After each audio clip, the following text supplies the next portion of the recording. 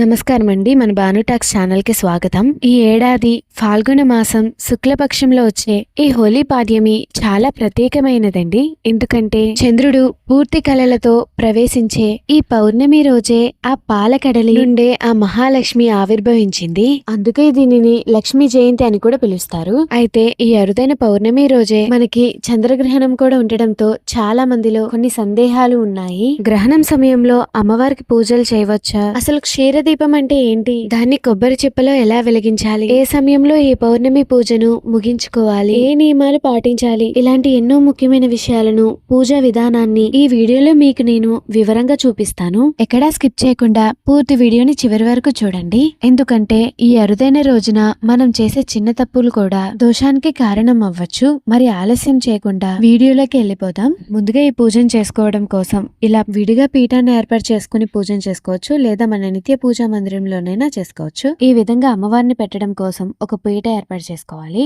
పీట పైన కొంచెం బియ్యం లేదా నవధాన్యాలు పోసుకుని దానిపైన కొంచెం పసుపు, కొంచెం కుంకుమ వేసుకోవాలండి. ఈ విధంగా అమ్మవారి చిత్రపటం కానీ లేదా అమ్మవారి విగ్రహం కానీ పెట్టుకోవచ్చు.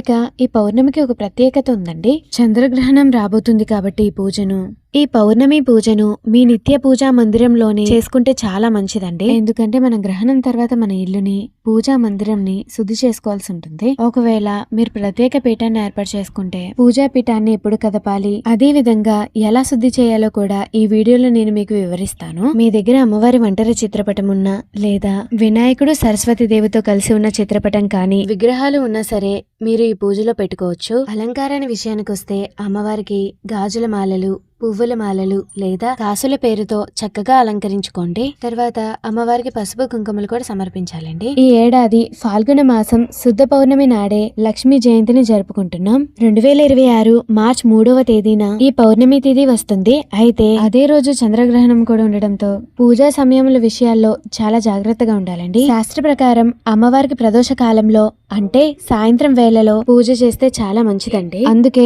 పౌర్ణమి గడియలు ప్రారంభమయ్యే సోమవారం సాయంత్రం 5 గంటల నుండే మీరు ఈ పూజను ప్రారంభించుకోవచ్చు. ఒకవేళ సోమవారం వీలు కాని వారు మంగళవారం ఉదయం 8 గంటల లోపే మీరు ఖచ్చితంగా ఈ పూజను ముగించుకోవాలి. మీ దగ్గర కామాక్షి దీపం కానీ గజలక్ష్మి దీపాలు కానీ ఉంటే ఈ పౌర్ణమి గడియల్లో వెలిగించుకోండి, చాలా మంచిది. మీ దగ్గర అమ్మవారి ఇత్తడి విగ్రహం ఉంటే తప్పకుండా పెట్టండి. ఒకవేళ విగ్రహం లేకపోయినా పర్వాలేదండి, మీరు అమ్మవారి చిత్రపటం దగ్గరే పూజను ఆచరించవచ్చు. భక్తితో ఆ తల్లికి ఏమి సమర్పించినా ఆ తల్లి స్వీకరిస్తుంది. ఈ విధంగా మీ దగ్గర కామాక్షి దీపం ఉంటే కామాక్షి దీపానికి, లేదా గజలక్ష్మి దీపం ఉంటే గజలక్ష్మి దీపానికి ఇలా పసుపు కుంకుమలతో బొట్లు పెట్టుకోండి. అయితే ఈ చంద్రగ్రహణ సమయంలో ముఖ్యంగా గర్భిణీ స్త్రీలు అలాగే చిన్నపిల్లల విషయాల్లో ఎలాంటి జాగ్రత్తలు తీసుకోవాలో, గ్రహణం నియమాలేంటో వివరిస్తూ నేను ఇప్పటికే ఒక ప్రత్యేకమైన వీడియో చేశానండి. మీరు గనక ఆ వీడియో ఇంకా చూడకపోయి ఉంటే ఆ వీడియో లింక్ ని నేను డిస్క్రిప్షన్ లో ఇస్తున్నాను, ఒక్కసారి తప్పకుండా చూడండి. ఈ ఏడాది చంద్రగ్రహణం మరియు లక్ష్మీ జయంతి ఒకే రోజు రావడం వల్ల పూజని ఎప్పుడు చేసుకోవాలి, ఏ సమయంలో చేసుకోవాలనే సందేహం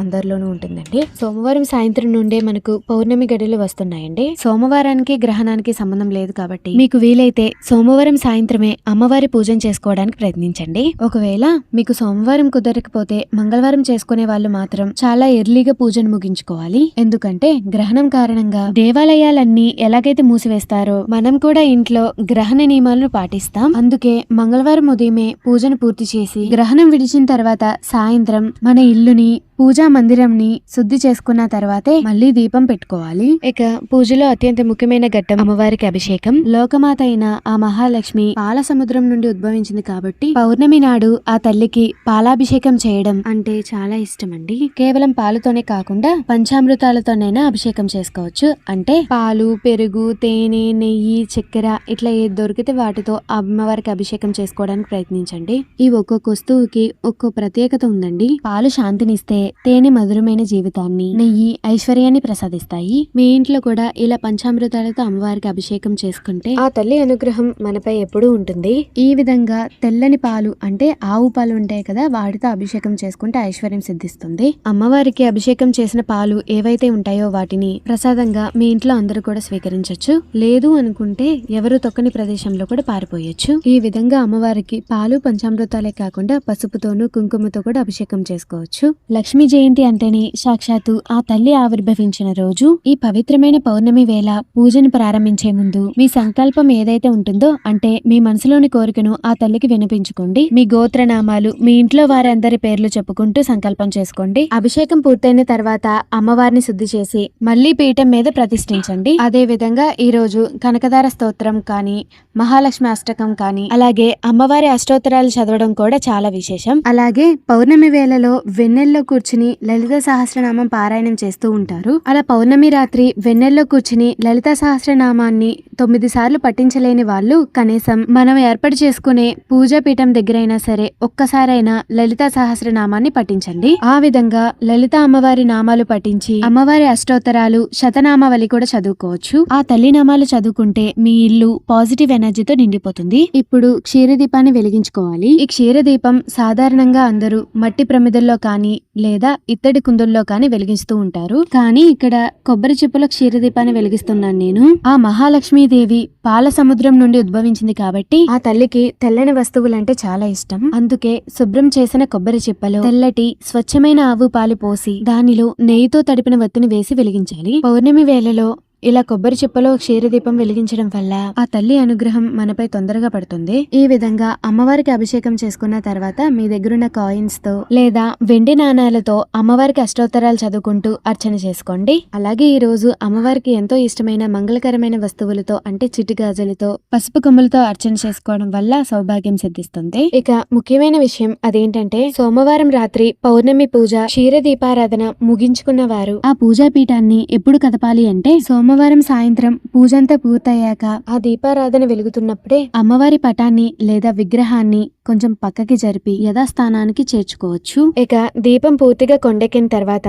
అవన్నీ తీసుకుని మీరు సర్దేసుకోవచ్చు. ఇక అమ్మవారికి అభిషేకం చేసిన పాలని ప్రసాదంగా తీర్థంలా స్వీకరించవచ్చు లేదా ఇంట్లో కూడా వాడుకోవచ్చండి. ఒకవేళ వీలు కాకపోతే ఎవరు తొక్కని చోట లేదా ఏదైనా చెట్టు మొదల్లో పోసేయండి. అందుకే పాలతో అమ్మవారికి అభిషేకం చేసేటప్పుడు తక్కువ పాలతో అభిషేకం చేసుకుంటే సరిపోతుంది. మంగళవారం మధ్యాహ్నం నుండే గ్రహణం ప్రారంభమవుతుంది కాబట్టి ఆ లోపే పూజాపీఠాన్ని శుద్ధి చేసుకుని పనులన్నీ పూర్తి చేసుకోండి. ఇక ఒక ముఖ్యమైన విషయం అండి, సోమవారం పూజ చేయడం కుదిరిన వారు ఒకవేళ పీరియడ్స్ లో ఉంటే 3వ రోజు మాత్రం పూజను చేయకండి. ఒకవేళ పీరియడ్స్ తాలూకా ఏమీ లేదు అనుకుంటే 4వ రోజు తలస్నానం చేసి ఎటువంటి ఇబ్బంది లేకపోతేనే ఈ పూజను చేసుకోండి. ఒకవేళ సోమవారం వీలు కాక మంగళవారం ఉదయం పూజను చేసుకోవాలనుకుంటే ఉదయం చాలా ఎర్లీగా అంటే 8 గంటల లోపే పూజను ముగించుకోవాలి. ఎందుకంటే మధ్యాహ్నం 3:20 నుండి గ్రహణం ప్రారంభమవుతుంది. సాధారణంగా మనం మంగళవారం ఇల్లు కడగడం, దేవుడి పటాలు లాంటివి క్లీన్ చేయడం చేయము కదండి. కానీ గ్రహణ దోషం పోవాలంటే ఈ శుద్ధి తప్పనిసరి.